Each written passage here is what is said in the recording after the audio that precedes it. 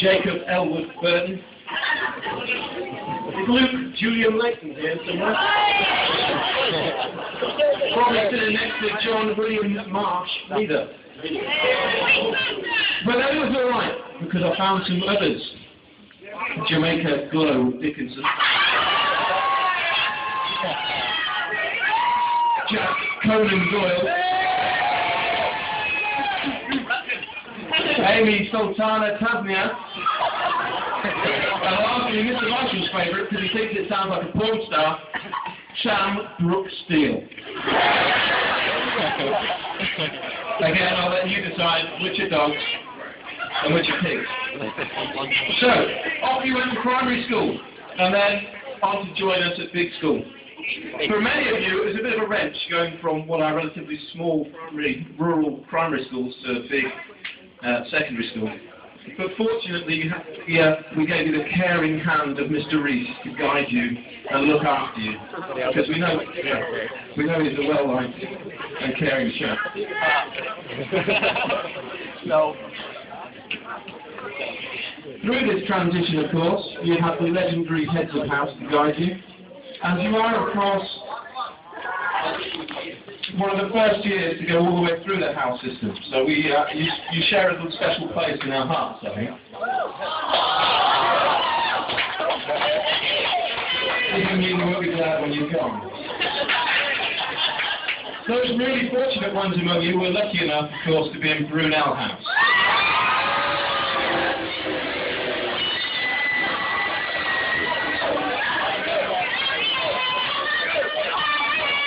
Right, so you made it through year 7, 8, 9, 10, and into year 11, perhaps your most significant year at school. And it was a busy one for you, because not only did you have all the exams and things to contend with, you were our second generation of pals. You, of course, raised a fantastic amount of money for Charity Week for the 7 Area Rescue Association, Sue Ryder and Tewkesbury Abbey. And the highlight of Charity Week for us is always the fancy dress. I was very pleased that Mr. Marshall didn't wear his skin-tight outfit again this year. And of course there were some fantastic uniforms with clowns, a jockey, vampires and so many more. Things I'd rather forget, but there were too many boys in this room dressed as girls. And your outfits were of course too tight in all the wrong places. And I feel I should apologise to the normal students in here, because nobody should have to see that. All too soon it was time for your mock exams, coursework deadlines, study leave, and then finally your proper exams, leading up to tonight, your prom. Before I pass on to Mr. Marshall, there are a few things that we would like to mention to you. The first one is, it's a tradition for us to choose a best-dressed boy. Let's call it!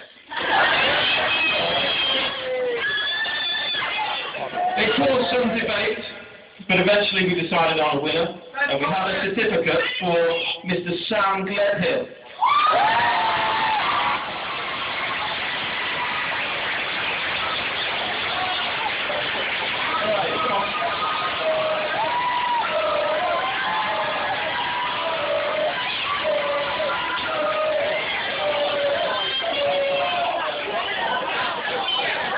We thought he looked a bit like his kid, so that was alright.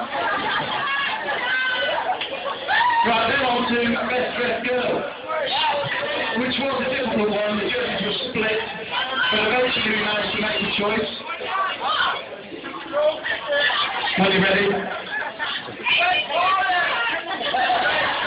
I've been asked to tell you that the award was given to this young person because we thought that their outfit was understated and yet elegant. Rosie Woodcock, where are you?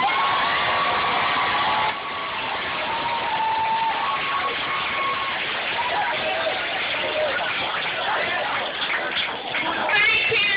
I'm sorry to say to myself when I'm being orange, but...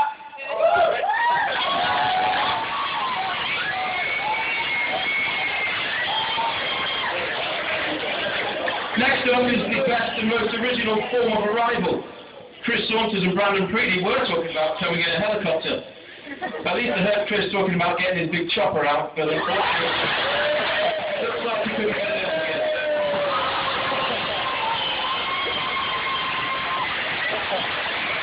Jake Marshall, where are you?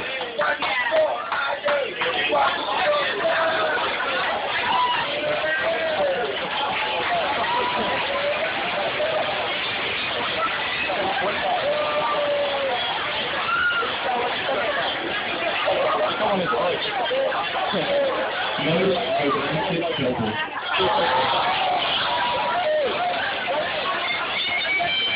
We have a few to choose from. We were thinking about Dan Jepson and Sophie Lawton, Lawrence Woodward and Georgina Beecham, Emily Jones and Chloe Gibney, Brandon Freely and Chris Saunders. I then found out that Brandon got engaged to Abby Wood. Oh, at least somebody told me they saw you going down on one knee.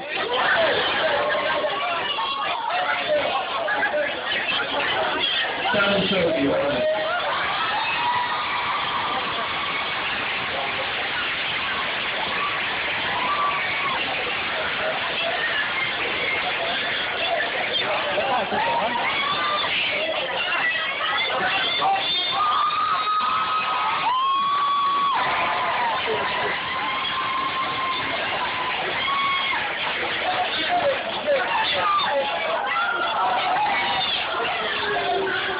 Right, let's have this afternoon. I told you that Mr. Riley had asked us to tone down the speech a little bit and perhaps not talk about some of the things that we told about you. And to be honest, I would have thought after 3 years of sex education with Miss Willoughby you would have learnt a thing or two. And apparently you have.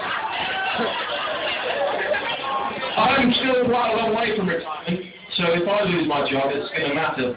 Mr. Marshall has not got long to go, so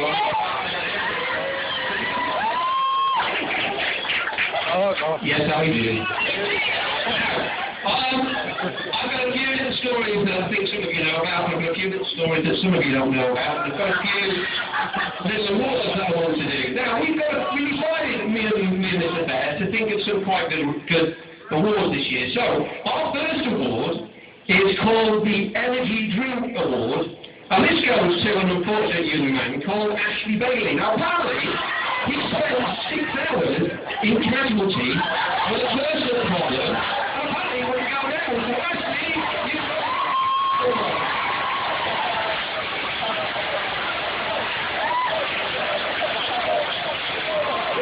Ashley, you definitely need it.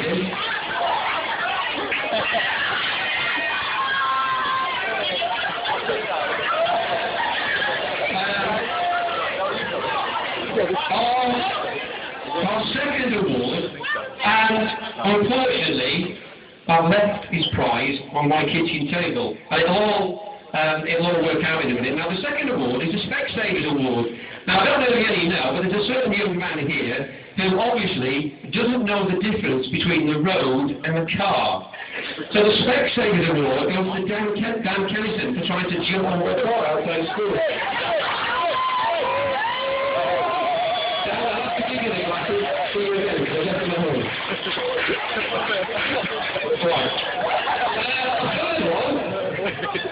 Now this one is quite an interesting one because it concerns 2 of our young men. And this one is the Eco-Friendly Award, and this goes to Chris Saunders and Brandon Freely because apparently they like taking a shower together.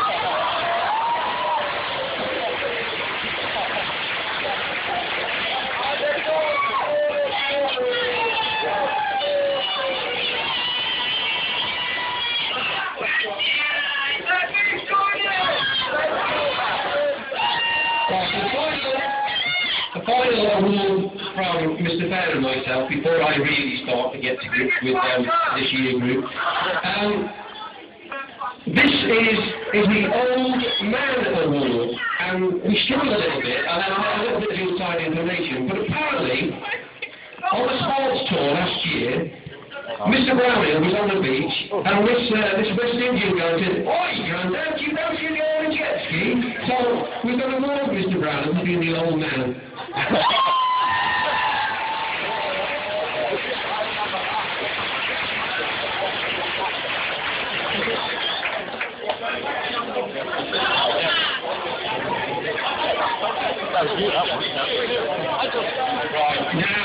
HCB. Oh, God. Unfortunately, I have a resistant materials group with some of the biggest mouths in the school.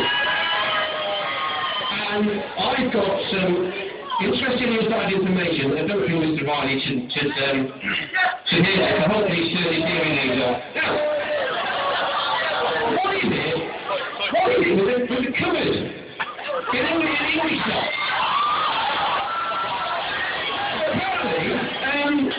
Apparently there's a problem with equipment disappearing, so we're going to have to do something about that next year, because obviously it's something that we don't know about. I do know, but some of you do.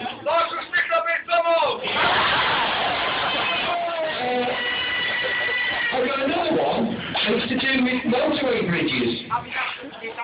And apparently, there's a few people hanging about around motorway bridges, and unfortunately I got told this by a member of the public, and I'm not going to say anything, but it was an unfortunate experience with a dog walker, and I don't know any more about that, but I just thought I'd sort of share that one with you.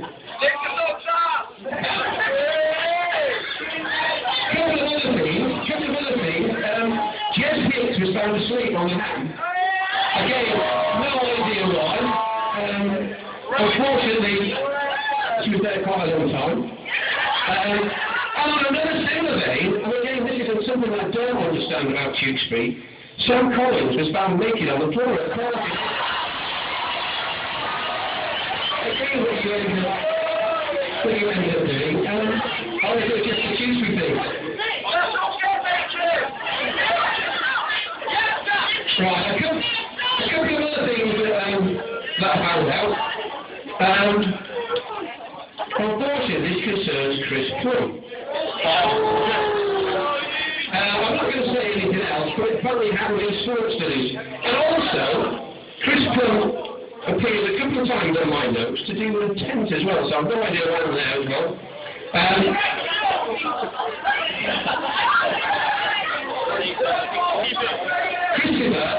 Christopher, I think you're a little bit of a dark horse. You tend to be very quiet, but when you're very quiet, obviously things are ticking over. Now, another interesting story is about Jack Parker.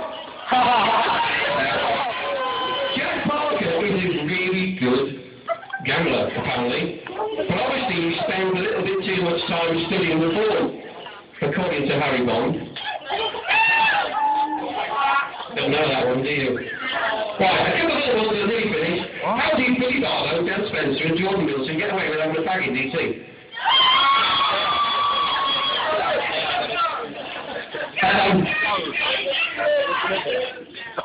Now, Mr. Tarlin is quite verbal.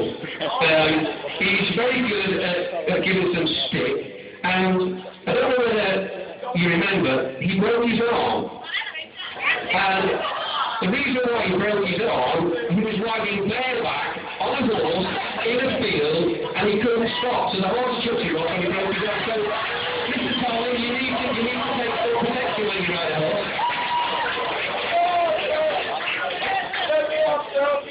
Right, I've got a little bit of a prop. Does anybody know what that is? Oh, fire.